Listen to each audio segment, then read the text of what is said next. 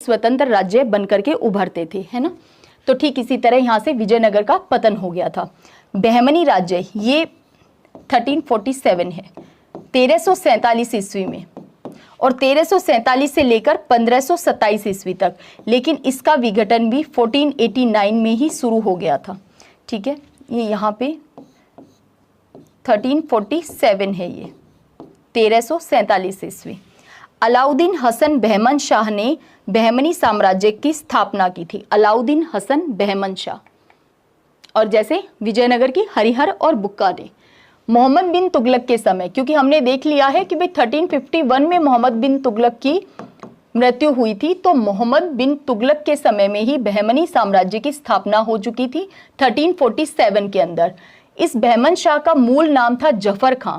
इसे हसन गंगू भी कहते हैं, क्योंकि ये एक गंगू नाम के ब्राह्मण की सेवा किया करता था, और इसकी सेवा करते करते ही इसने शासक बनने तक का सफर तय किया था, तो इसीलिए इसे हसन गंगू भी कह दिया जाता है। ईरान के योद्धा बहमन शाह का वंशज मानता था ये स्वयं को। देखिए, ये ठीक वैसी ही बात है जैसे बलबन कहता था कि मैं अफरासियाब वंशज से हूँ। स्वयं को बलबन ये कहता था कि मैं ईरान के एक बहुत ही शक्तिशाली वंश अफरासियाब का वंशज हूँ। ठीक वैसे ही ये यहाँ पे कह रहा है कि मैं ईरान के योद्धा बहमन शाह के वंश से हूँ। ठीक है, इसने अपने साम्राज्य को, किसकी बात कर रहे हैं हम, अलाउद्दीन हसन बहमन शाह की बात कर रहे हैं। तो इसने अपने साम्राज्य को 4 प्रांतों में विभाजित किया था। बहमनी किंगडम हम सबसे पहले मैप में देख चुके हैं कि विजयनगर के ठीक नदन साइड में बहमनी किंगडम था, और बाद में वो किस तरह से टूट करके 5 नए राज्य बने थे। देखिए, इसने अपने साम्राज्य को 4 प्रांतों में बांटा था, दौलताबाद, बरार, गुलबर्गा और बीदर। दौलताबाद और बरार ये तो है महाराष्ट्र के अंदर, महाराष्ट्र को एमएच से लिख देते हैं, ये महाराष्ट्र में है, और ये है कर्नाटका के अंदर, गुलबर्गा और बीदर। इसने अपनी राजधानी बनाई थी गुलबर्गा को, और उसका नाम रख दिया था एहसानाबाद। ये आपको ध्यान रखना है, क्वेश्चन पूछा जा सकता है कि बहमनी किंगडम की राजधानी क्या थी, तो गुलबर्गा को बनाया था और उसका नाम रख दिया था एहसानाबाद। ठीक है, इसने खलीफा से शासन करने की सनद प्राप्त की थी। ये भी ऐसे वाले क्वेश्चन लैंग्वेज में पूछ लिए जाते हैं कि क्या इसने खलीफा से सनद प्राप्त की थी, तो बिल्कुल अलाउद्दीन हसन बहमन शाह ने, जो कि खुद को बहमनी वंशज बताता था, बहमन शाह का वंशज बताता था, उसने खलीफाओं से सनद प्राप्त की थी, यानी परमिशन ली थी कि हाँ मैं यहाँ शासन कर सकता हूँ। ये भी इंपॉर्टेंट फैक्ट है अलाउद्दीन हसन बहमन शाह के बारे में कि इसने हिंदुओं पे जजिया कर नहीं लगाया। अदरवाइज हमें देखने में आता है कि जो मुस्लिम रूलर्स थे वो अपने शासन करने के दौरान उस समय में हिंदुओं पे जजिया कर लगा देते थे, लेकिन इसने जजिया कर नहीं लगाया था। जजिया कर वो कर था जो नॉन मुस्लिम्स होते थे, यानी गैर मुसलमानों से, हिंदुओं से वसूला जाने वाला जो कर था वो था जजिया कर। मोहम्मद शाह प्रथम अलाउद्दीन हसन बहमन शाह के बाद में शासक बना था मोहम्मद शाह प्रथम। अब देखिए, अलाउद्दीन बहमन शाह ने शासन किया 1347 से शुरू किया और 1358 तक इसने रूल किया। अब उधर आपको कंपेयर क्या करना है कि भाई विजयनगर में हरिहर फर्स्ट ने शासन करना शुरू किया था, 1336 में शासन करना शुरू किया था, और हरिहर फर्स्ट रहा था 1356 तक, 20 सालों के लिए, और ये रहा है 1358 तक। ठीक है, अलाउद्दीन हसन बहमन शाह। इसके बाद में वहाँ विजयनगर में शासक बना था बुक्का फर्स्ट। तो ये दोनों समकालीन हो गए हैं, आप ये बात समझ पा रहे हैं। बुक्का फर्स्ट जिसने 1356 से लेकर के 1377 तक रूल किया था। अब आप समझ पा रहे हैं कि विजयनगर और बहमनी शासकों का जब आपस में संघर्ष हुआ था तो कौन सा शासक किसके समकालीन था। तो जब विजयनगर पे रूल कर रहा था बुक्का फर्स्ट, उस समय में बहमनी शासक था मोहम्मद शाह प्रथम। तो इन दोनों का आपस में रायचूर को दोआब को लेकर के संघर्ष शुरू हुआ था, और इसने 1358 से 1375 1375 तक रूल किया था, और इसने 1377 तक रूल किया था। देखिए, रायचूर दोआब पर अधिकार के लिए ये हम अब जो बातें पढ़ने वाले हैं, ये बातें हम विजयनगर को पढ़ते समय भी पढ़ चुके हैं, तो अब ये आपके लिए एक तरह से रिवीजन चल रहा है। देखिए, रायचूर के दोआब को लेकर के बुक्का फर्स्ट से 1368 में अदोनी का युद्ध हुआ था, जिसमें हमने देखा कि बारूद का प्रयोग हुआ था। बारूद का प्रयोग, वैसे बाबर को तोपखाना और बारूद के प्रयोग के लिए जाना जाता है। बुक्का प्रथम बुक्का फर्स्ट ने मुदगल का किला छीन लिया था। ये जो अदोनी का युद्ध हुआ था इसमें बुक्का फर्स्ट की विजय हुई थी और ये बहमनी शासक मोहम्मद शाह फर्स्ट हार गया था, तो बुक्का फर्स्ट ने इससे मुदगल का किला छीन लिया था। इसके बाद में शासक बने थे मुजाहिद शाह और दाऊद खां, ये दोनों शासक बने बहमनी साम्राज्य के, लेकिन ये बहुत ज़्यादा शक्तिशाली योग्य शासक नहीं थे। तो आप समझिए कि हमने देखा था कि भी बुक्का फर्स्ट के बाद में हरिहर सेकंड शासक बना था विजयनगर का, और इस हरिहर ने तो बहुत ज़्यादा साम्राज्य विस्तार किया था, गोवा को, दाभोल को, इनको छीन लिया था। तो आप समझ सकते हैं कि बहमनी शासक उतने शक्तिशाली नहीं थे जब हरिहर सेकंड का शासन चल रहा था। लेकिन इसके बाद में क्योंकि हरिहर सेकंड ने शासन किया था 1377 से लेकर के 1404 तक, 1404 ईस्वी तक इसने शासन किया था। तो इसके शासनकाल में बहमनी शासक ये दोनों मुजाहिद शाह और दाऊद खां, ये तो दोनों बहुत ज़्यादा योग्य शासक नहीं थे, लेकिन मोहम्मद शाह सेकंड ये एक योग्य और शक्तिशाली शासक था जिसका संघर्ष किससे चला था? हरिहर सेकंड से, क्योंकि ये वाला टाइम ड्यूरेशन हम बात कर रहे हैं हरिहर सेकंड का था। तो हरिहर सेकंड का समकालीन कौन चल रहा है? मोहम्मद शाह द्वितीय। ठीक है, ये बात आपको ध्यान रखनी है। इस मोहम्मद शाह द्वितीय को अरस्तु कहा जाता है, द्वितीय अरस्तु, सेकंड अरस्तु, क्योंकि अरस्तु बहुत दार्शनिक, बहुत विद्वान था। हम किन किन सब्जेक्ट के फादर ऑफ अरस्तु कहते हैं, ये आप खुद एक बार मनन कीजिए कि कौन कौन से सब्जेक्ट का फादर ऑफ अरस्तु को कहते हैं हम, है ना। तो दर्शन में रुचि होने के कारण इसे मोहम्मद शाह सेकंड को हम कहते हैं द्वितीय अरस्तु। अरस्तु बहुत ज़्यादा दर्शन के लिए भी जाने जाते हैं। इसके बाद में शासक बना ताजुद्दीन फिरोज शाह बहमनी। मोहम्मद शाह सेकंड के बाद में, जो कि द्वितीय अरस्तु कहलाता था, इसके बाद में शासक बना था फिरोज शाह बहमनी। फिरोज शाह बहमनी विभिन्न भाषाओं का ज्ञानी था। इसके अलावा इसने खगोल शास्त्र के अध्ययन के लिए दौलताबाद में वेधशाला का निर्माण करवाया था। महाराष्ट्र में ये वही दौलताबाद है जिसका नाम देवगिरी से दौलताबाद रखा था अपनी राजधानी परिवर्तन करके मोहम्मद बिन तुगलक ने, जो कि उसके उन कामों में शामिल था राजधानी परिवर्तन भी जिसके उसको नेगेटिव रिजल्ट मिले थे। तो राजधानी परिवर्तन किया था मोहम्मद बिन तुगलक ने और देवगिरी को नाम रखा था दौलताबाद।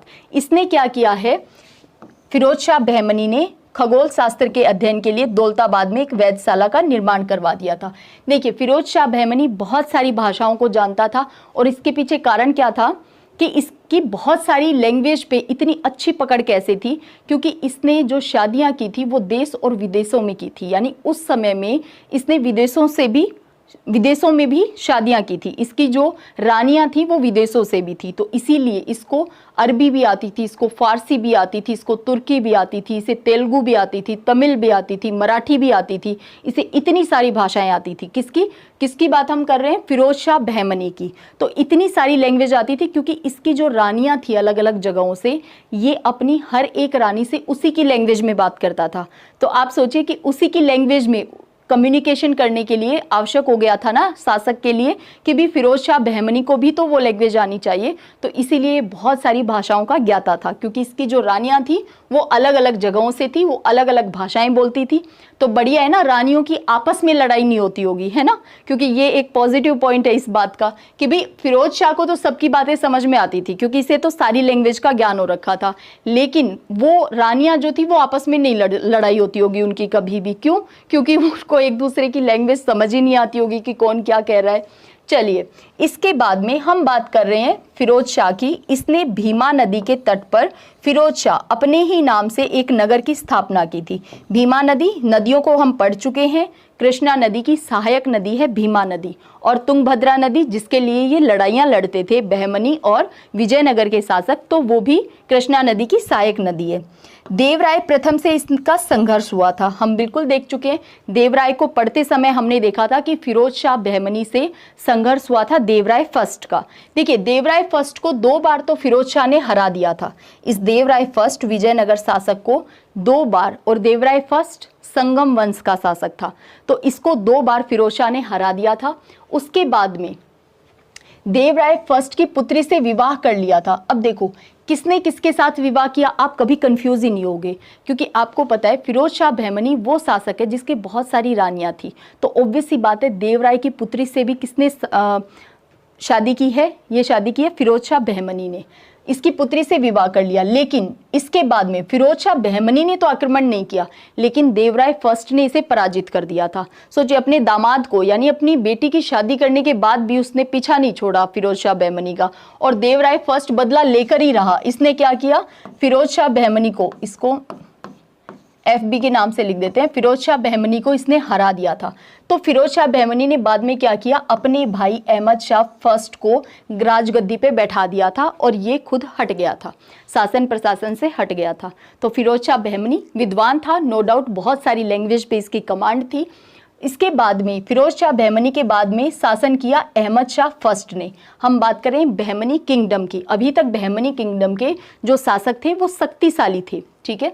1422 से लेकर के 1436 तक इसने शासन किया। इसको कहते हैं संत या वली। तो वो कौन सा शासक था बहमनी साम्राज्य का जिसे संत या वली की संज्ञा दी जाती है, तो ये शासक था अहमद शाह फर्स्ट। अहमद शाह फर्स्ट क्यों, क्योंकि इसका संपर्क सूफी संत गेसु दराज से था, इसीलिए इसे संत या वली, ये था नहीं है, ये या है, इसे संत या वली कहा जाता है। Hence it is also called saint और वली। आज की क्लास तो हमारी बाईलिंगुअल है, तो आपको इंग्लिश वाले स्टूडेंट्स को भी आई होप कि कोई इशू नहीं आ रहा होगा। बीदर को इसने अपनी राजधानी बनाया था और बीदर का नाम अपने पुत्र के नाम पे मोहम्मदाबाद रखा था। तो जैसे मोहम्मद बिन तुगलक ने अपनी राजधानी देवगिरी को बनाया था, तो वो क्वेश्चन पूछा जा सकता है ना, कि दौलताबाद नाम रखा था। तो ठीक वैसे ही बहमनी शासक अहमद शाह ने अपनी राजधानी बीदर को बनाया था और इसका नाम अपने पुत्र के नाम पे रखा था, मोहम्मदाबाद। अब इसके बाद में शासक बना था अहमद शाह द्वितीय 1436 से 1458 तक। उसके बाद शासक बना हुमायूं और उसके बाद में निजाम शाह। ये हमारे लिए उतने इम्पोर्टेंट रूलर नहीं हैं। इसके बाद में हमें पढ़ना है महमूद तृतीय। ये इम्पोर्टेंट रूलर है क्योंकि इसके समय में फिर से इसने गोवा को छीन लिया था, तो ये हमारे लिए इम्पोर्टेंट है। देखिए महमूद तृतीय 1463 से लेकर के 1482 ईस्वी तक इसने रूल किया था। और इसके समय में देखिए इसने रूल किया, लेकिन ये उतना ज़्यादा शक्तिशाली या योग्य नहीं था, लेकिन क्योंकि इसे सहयोग मिल गया था महमूद गवां का, इस वजह से ये इतना ज़्यादा सफल हो पाया था। देखिए महमूद गवां एक ईरानी व्यापारी था। इसने अपनी योग्यता से सुल्तान की कृपा प्राप्त कर ली और सेनापति बन गया था। अब आपको इसके सिमिलर स्टोरी ध्यान क्या आ रही होगी कि अलाउद्दीन खिलजी, इसे शॉर्ट में लिख देते हैं AK, अलाउद्दीन खिलजी के समय में मलिक काफूर जो कि 1000 दिनार में खरीदा हुआ गुलाम था, लेकिन धीरे धीरे उसने अपनी पहुंच बनाते बनाते शासक के इतना ज़्यादा क्लोज आ गया था मलिक काफूर कि अलाउद्दीन खिलजी ने दक्षिण के अभियानों का नेतृत्व ही सौंप दिया था मलिक काफूर को। तो ठीक इसी तरह से यहाँ पे हमें क्या देखने को मिल रहा है कि महमूद तृतीय के समय में महमूद गवां जो कि एक ईरानी व्यापारी था, जो कि मोहम्मद शाह के समय में आया था ये यहाँ पे बहमनी साम्राज्य के अंदर, और ये धीरे धीरे इतना ज़्यादा योग्य था कि धीरे धीरे सुल्तान की कृपा प्राप्त करते करते सेनापति बन गया और इसने किया बहमनी साम्राज्य का विस्तार। तो देखिए क्वेश्चन ऐसे भी पूछा जा सकता है कि भाई महमूद तृतीय के समय में कौन इसका सेनापति था, तो वो था महमूद गवां, और ये बहुत ही योग्य सेनापति था। महमूद गवां ने विजयनगर के शासक विरूपाक्ष द्वितीय को, देखिए हमने देखा था कि भी विरूपाक्ष के समय में इसने पराजित कर दिया था और इससे गोवा और दाभोल फिर से छीन लिए थे। अब आपको ध्यान क्या रखना है कि भी बहमनी शासक महमूद तृतीय ने गोवा और दाभोल छीन लिए थे। एक्चुअल में ये काम किया था महमूद गवां ने, जो कि इसका सेनापति था, और हरिहर सेकंड वो शासक था जिसने बहमनी शासक से गोवा और दाभोल छीने थे। तो ये आपको अच्छे तरीके से ध्यान हो गया होगा ये दोनों बातें कि किसने, विजयनगर के शासक ने गोवा दाभोल अपने साम्राज्य में मिलाया था और कौन बहमनी शासक था जिसने गोवा दाभोल अपने साम्राज्य में मिलाया था। देखिए इसके अलावा इस महमूद गवां ने कृषि विकास के लिए भूमि माप की पद्धति भी अपनाई थी। अलाउद्दीन खिलजी ने भी भूमि माप करवाया था। उसके बाद हमने देखा था मोहम्मद बिन तुगलक ने भी, और इसके बाद में सिकंदर लोदी ने। तो ठीक इसी तरह से यहाँ पे महमूद तृतीय के समय में महमूद गवां ने भी कृषि विकास के लिए भूमि माप की पद्धति अपनाई थी। 1482 में महमूद तृतीय ने महमूद गवां को मृत्युदंड दे दिया था। देखिए अब